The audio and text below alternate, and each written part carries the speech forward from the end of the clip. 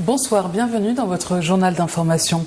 À la une de l'actualité martiniquaise, les prix ont baissé en Martinique. L'INSEE a rendu un premier bilan de 2015 en attendant le dernier indice du mois de décembre.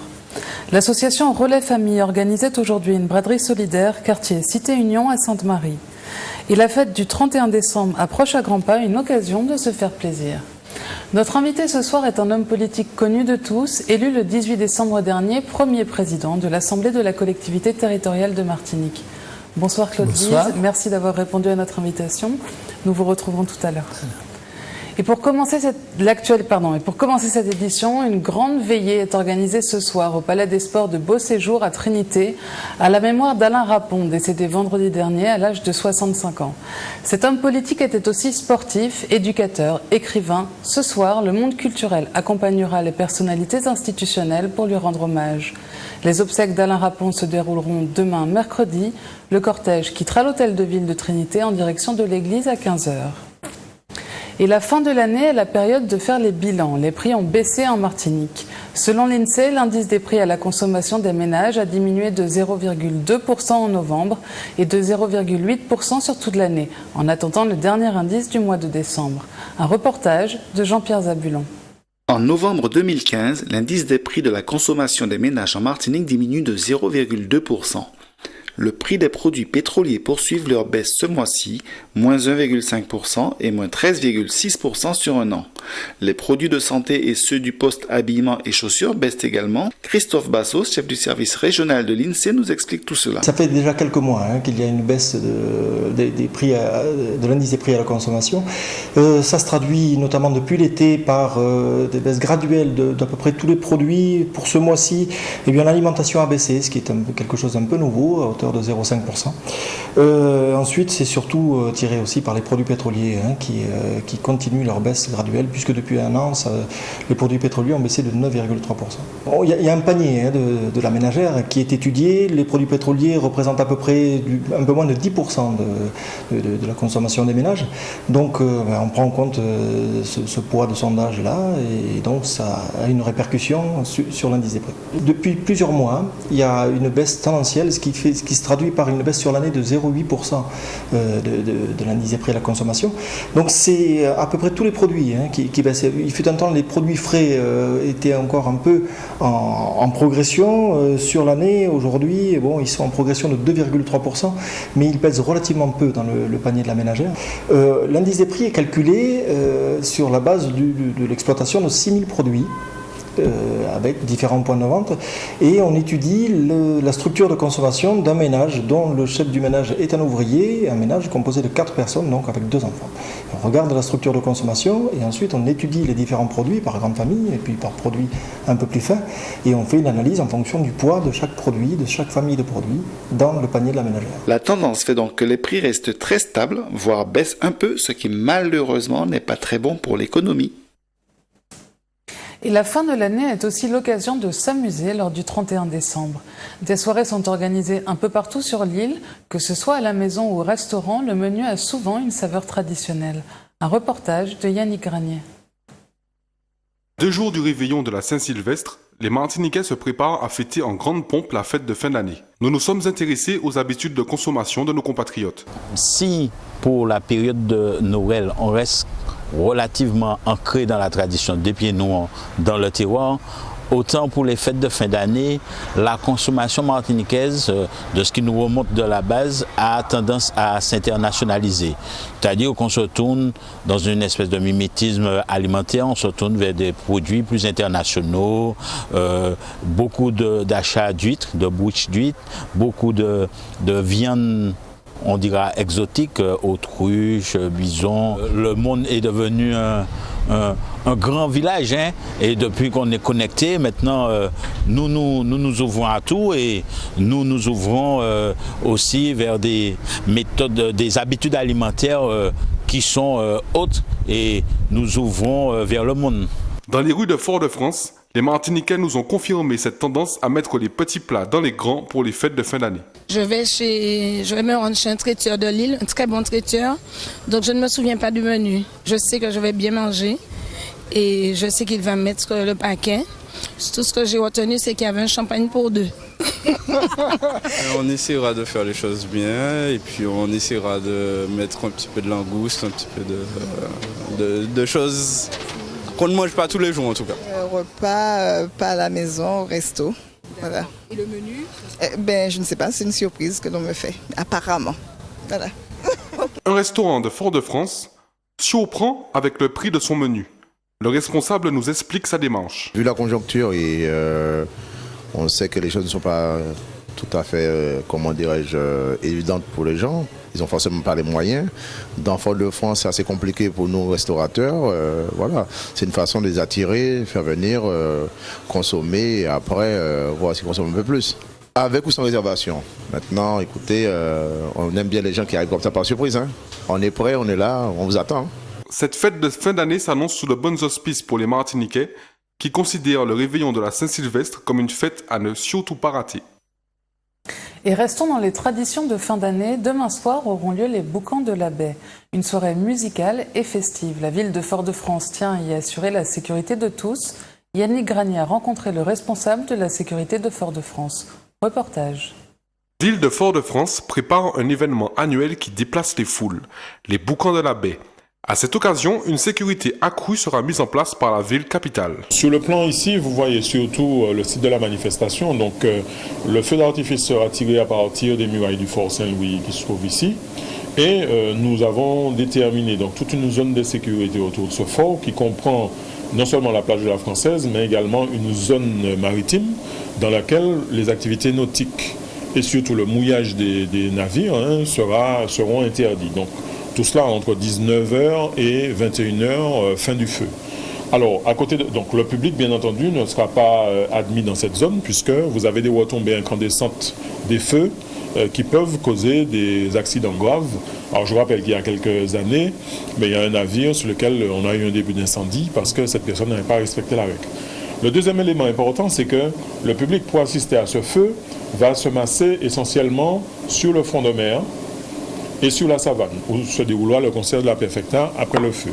Et par conséquent, pour permettre à ce public d'évoluer en toute sécurité, nous avons donc neutralisé toutes les voies que vous voyez ici en jaune, donc le boulevard Chevalier-Sainte-Marthe, le boulevard Alfassa et une portion de la rue Ernest de Proge. Globalement, entre la rue, la rue de la République, où vous avez un nouveau giratoire aménagé dans le cadre des travaux du TCSP, et puis le carénage. Donc, les véhicules, donc il y a une signalisation qui sera mise en place.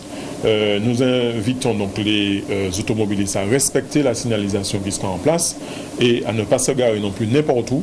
Je rappelle qu'aujourd'hui, le stationnement sur trottoir, le stationnement sur bouche à incendie, c'est 135 € la contravention. Donc ça devrait inciter chacun à plus de prudence. Mais je rappelle simplement qu'un comportement citoyen vise à éviter de mettre son véhicule n'importe où puisque ça gênera l'évacuation des services de sécurité et de secours en cas de besoin. Le plan de circulation de la ville se mettra en place à partir de 18h30. À noter aussi que même pendant la manifestation, tout le reste du centre-ville sera accessible. La ville du Lamentin et le CCAS de la commune organisaient aujourd'hui la fête annuelle des innocents. Une soixantaine d'enfants âgés de 10 à 14 ans étaient attendus pour une animation organisée au Laser Ouest de la zone industrielle Place d'Armes au Lamentin. William Zali les a rencontrés. Chaque année, dans le cadre de la fête des innocents, le CCAS organise une action pour les enfants du Lamentin issus de familles défavorisées. Et c'est au Laser Ouest ce matin que 23 innocents ont pu faire exploser leur joie. Rebecca Amour, assistante sociale du CCAS, nous en dit un peu plus sur ce décembre magique. Cette action s'appelle Décembre magique. Et donc on essaye, en tout cas, chaque année, de faire plaisir en fonction de ce qui marche sur le moment. C'est une action que nous menons depuis 4 ans. Nous tenons à ce que ça ne soit pas l'arbre de Noël classique. En fait, on tient à faire quelque chose à côté. Donc c'est pour ça que c'est souvent après la date de Noël. Cette année, nous avons choisi le Laser Ouest et une tranche d'âge différente pour toucher un autre public. C'était le cinéma l'année dernière, l'année d'avant un Croquis. Avant ça, nous avons fait intervenir une troupe. Enfin voilà, ils avaient l'air plutôt contents. En tout cas, la sortie, ils étaient plutôt ravis. D'une manière générale, c'est une activité qui plaît aux enfants, donc je pense qu'ils sont contents. Donc là, ils sont en train de faire leur deuxième partie Je pense qu'ils sortiront d'ici ravis ce matin. Dans un instant, vous aurez accès au champ de bataille, type labyrinthe truffé d'effets spéciaux. Durée de la mission, 20 minutes. Votre objectif, faire un maximum de points en tirant sur les cibles de vos adversaires. Mathias, lui, c'est la première fois qu'il découvre cet univers. C'est la première fois que je vois. J'ai trouvé ça amusant. J'avais un pistolet laser, les épaules, le dos, le buste et les reins. Le nouvel an est proche et nous avons demandé à Astrid quels seraient ses souhaits pour 2016. Pour la nouvelle année, beaucoup d'amour, de bonheur et de joie et puis, bien sûr, beaucoup d'euros. Les fêtes de Noël et de fin d'année riment avec générosité et solidarité. L'association Relais Famille l'a bien compris. Après avoir mis en place une épicerie solidaire, elle organisait aujourd'hui une braderie solidaire, quartier Cité-Union à Sainte-Marie. William Zali y était.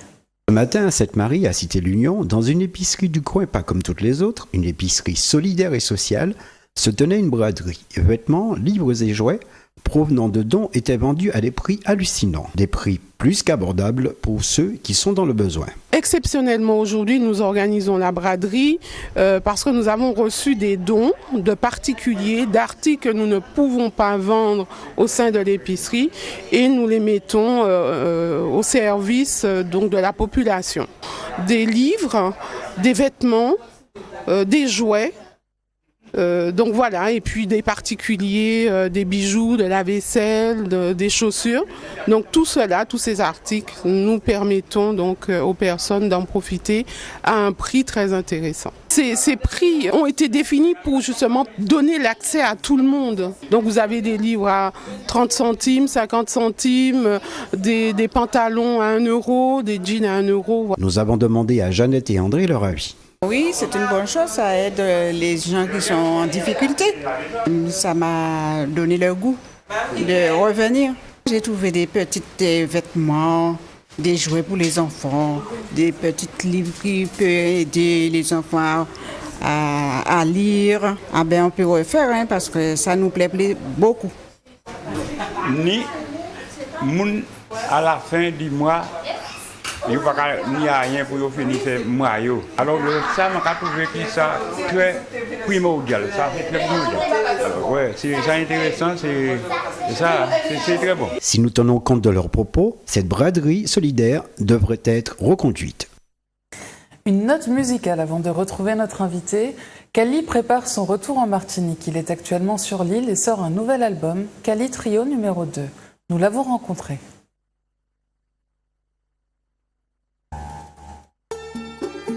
Kali est en Martinique en ce moment pour la sortie d'un nouvel album, la continuité d'un projet engagé il y a quelques années. Kali Trio numéro 2 avec nouvel arrivant Tiken et Lazareken aux percussions, ça donne un peu plus de punch, on a une grosse caisse. On a refait un trio pour avoir un peu une actualité qui fonctionne, avec une chanson nouvelle, quelques chansons disparues qui sont dessus, que les gens vont retrouver avec plaisir. Ce disque a une fraîcheur, une joie dedans qui est formidable.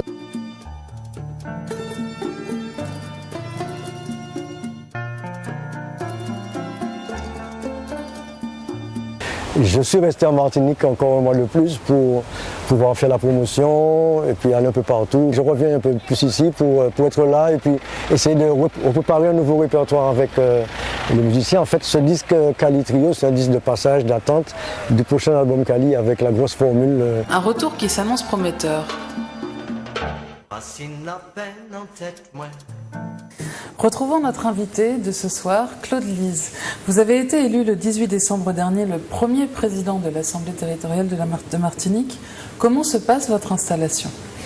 Eh bien là, nous sommes dans la période de transition, parce qu'en fait, la collectivité territoriale de Martinique ne prend vraiment sa naissance que le 1er janvier 2016. Donc en ce moment, le département continue à exister, et la région aussi. Et le président de l'exécutif, donc Alfred Marie-Jeanne, il fait l'intérim des deux présidents, il fait l'intérim des deux présidents qui ont quitté leur collectivité, Madame Manet d'un côté, Monsieur Letchimi de l'autre. Vous voyez la complexité. Oui, il est obligé de gérer cette période de transition en faisant un intérim de deux collectivités qui sont en train de disparaître. Et il faut en même temps préparer la mise en place de la nouvelle, avec aussi bien des problèmes, disons, financiers qui se posent parce qu'il n'y a pas de budget voté pour la nouvelle collectivité. Et il faut déjà commencer à faire une sorte de bilan en attendant de pratiquer des audits qui m'apparaissent quand même nécessaires. Mais on se rend compte déjà de difficultés financières manifestes, aussi bien à la région qu'au département, mais notamment à la région. Il faut déjà prévoir les conséquences. Et puis, il y a toute l'organisation administrative. Bien sûr, il y a de larges secteurs qui ne sont pas touchés par des problèmes de changement. Oui. Je prends tout le social au Conseil général. On n'a pas tellement à transformer. Bon, évidemment, au fur et à mesure, il peut y avoir des ajustements. Mais disons, tout ce secteur-là, il peut continuer à fonctionner normalement. Mais il y a des compétences quelquefois enchevêtrées. Il y a des secteurs où manifestement il faut réorganiser tel ou tel service ou telle direction. Et puis, lorsque l'on monte vers les superstructures au sommet, évidemment, il y a quand même des dispositions à prendre pour mieux coordonner et pour savoir qui dirige telle direction lorsqu'il y avait deux directions similaires des deux côtés. Vous voyez, par exemple, pour les finances, il y avait forcément une direction des affaires financières d'un côté, une de l'autre. On aura besoin de tout le monde, mais il y a forcément à un moment donné quelqu'un qui doit être le patron sur le plan administratif des finances. Donc vous voyez, tout ça se met en place. Il faut concevoir un nouvel organigramme et en même temps, nous avons le souci, en tout cas c'est le point de vue du président Marie-Jeanne et de moi-même, de ne pas créer de bouleversement. Vous voyez, le changement doit être accompagné en y mettant le temps, la prudence, parce que nous avons des personnels qui, depuis pratiquement 6 ans, sont dans une attente quelquefois un peu inquiète. Et bon, beaucoup ont ressenti une sorte de poids politique, si vous voulez, parce que bon, il y a eu beaucoup de débats politiques, il y a eu probablement des managements un peu trop politiques, pour ne pas dire politiciens. En tout cas, on a beaucoup de gens de part et d'autre qui se plaignent d'avoir été un petit peu sous contrainte, qui se plaignent d'être démotivés. Donc, nous avons toutes les raisons d'apaiser et de ne pas donner le sentiment, bien entendu, qu'on se lance dans quelque chasse aux sorcières que ce soit. Alors là, c'est absolument exclu. Et il faut surtout ramener la sérénité, remotiver le personnel, le revaloriser et le tranquilliser, d'autant qu'il sait qu'il y a eu des embauches très nombreuses. Vous savez, plus de 300 personnes ont été embauchées dans les 5 ans au Conseil général. Plus de 600 ont été embauchées pendant les 5 ans au Conseil régional, et même entre les deux tours, nous avons découvert que des gens avaient été embauchés dans des conditions tout à fait irrégulières. Ça va forcément peser sur les budgets à construire. Il y aura forcément des problèmes financiers qui vont découler de cela. Et évidemment, les gens se disent, mais est-ce que ça ne va pas entraîner des licenciements, etc. Alors, le but, c'est d'essayer de sauvegarder autant que possible le maximum de gens utiles, mais il est clair aussi qu'il y a probablement eu des embauches un peu, appelons-les politiques, et faites dans des conditions absolument anormales, qui vont mériter un examen, et il n'est pas dit que nous pourrons conserver tous ceux qui ont été hâtivement et dans des conditions un peu illégales embauchés. Cela étant, notre souci, c'est d'étudier et de traiter cas par cas et de manière absolument humaine. Et alors, qu'est-ce que ça vous fait d'avoir ces responsabilités de premier président de cette nouvelle institution, finalement ? Bon, écoutez, j'ai eu beaucoup de responsabilités dans ma vie politique, mais c'est vrai que c'est une expérience différente. J'ai fait 19 ans de présidence du Conseil général. Alors, à chaque renouvellement, en plus, on était renouvelé tous les 3 ans. Alors, évidemment, je savais comment ça se passait. Là, il y a des changements. Il y a un nouveau mode de fonctionnement. Je ne suis plus, comme je l'étais, l'exécutif en même temps que le président de l'Assemblée. Il y a un exécutif, président de l'Assemblée. Il faut apprendre à gérer cette dualité qui me paraît une bonne chose, mais c'est un fonctionnement qu'il nous faut inventer. Le seul modèle qui existe, c'est l'Assemblée de Corse, où il y a 51 d'ailleurs membres comme nous à l'Assemblée. Il y a 2 départements en Corse, mais il n'y a pas de région, il y a une Assemblée de Corse. Et avec ce système d'un exécutif et d'un président de l'Assemblée. C'est le seul modèle, on peut s'inspirer un peu, mais il faut trouver une culture nouvelle, il faut qu'on apprenne à fonctionner. La chance que nous avons, en l'occurrence, c'est que Alfred Marie-Jeanne et moi-même, nous sommes 2 hommes politiques en fin de parcours, nous n'avons pas de carrière à construire, nous avons surtout une bonne image à laisser, l'image de gens qui auront mis cette collectivité sur de bons rails, c'est ce que nous espérons, et qui vont préparer la succession. On a ces 2 soucis, donc c'est exaltant, si vous voulez, puisqu'il y a un changement, et puis il y a une chose qui est encore plus exaltante, c'est l'union que nous sommes parvenus à réaliser, qui est unique, je peux dire, de notre histoire. Alors, il y a des gens qui trouvent que c'est aberrant. Moi, je trouve que c'est tout simplement parce que les esprits ont mûri qu'aujourd'hui, dans la complexité du monde, on se rend compte que les clivages ne sont plus ce qu'ils étaient. Et les hommes qui partagent certaines valeurs, vous voyez, d'humanisme, des valeurs démocratiques, peuvent se retrouver si par ailleurs leur vision de l'avenir de leur pays, leur vision d'un projet de développement se recoupent pour l'essentiel. Et c'est ce que nous avons découvert, pas le soir du premier tour, rassurez-vous, contrairement à ce qu'on a dit. Bon, il y avait déjà eu des contacts, mais c'est venu petit à petit. Nous avons constaté de plus en plus que nous avions je veux parler de la liste qui était conduite par M. Yann Monplaisir et celle qui était conduite par Alfred Marie-Jeanne. Nous nous sommes rendus compte au fur et à mesure que nous tenions des discours qui n'étaient pas très différents, que nos projets avaient de larges domaines de ressemblance et que, par conséquent, si nous avions le même diagnostic qu'il y avait un pays à sauver, la Martinique étant dans une situation extrêmement difficile, pour ne pas dire un peu catastrophique, bon, il fallait faire l'effort de faire passer l'intérêt général sur des problèmes de divergence tout à fait secondaires. Vous voyez, quand un pays est en danger, je crois qu'il faut être à la hauteur de la situation. Moi, je crois que c'est ce que nous avons essayé de faire, et ça, c'est encore plus exaltant que le fait de gérer une nouvelle collectivité. Oui, j'imagine. Mais alors justement, quel élan souhaitez-vous donner à la Martinique aujourd'hui? Alors, c'est justement déjà de donner le sentiment que ce rassemblement a du sens.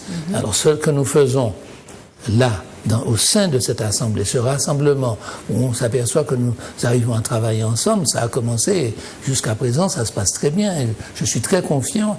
Il faut que ça entraîne, je pense, dans le pays, une espérance dans l'idée qu'on peut se retrouver, l'idée de faire peuple. Moi, on est au moment des vœux. Moi, s'il y en a un que je voudrais émettre, c'est que toutes les composantes de la Martinique, que ce soit des composantes ethniques, des composantes religieuses, philosophiques, culturelles, que toutes aient le souci du dialogue, de l'ouverture à l'autre, et qu'on soit dans la recherche justement de faire peuple, et de dépasser tout ce qui divise pour aller vers ce qui permet de construire un avenir. Je pense que notre jeunesse a besoin de ça. Oui.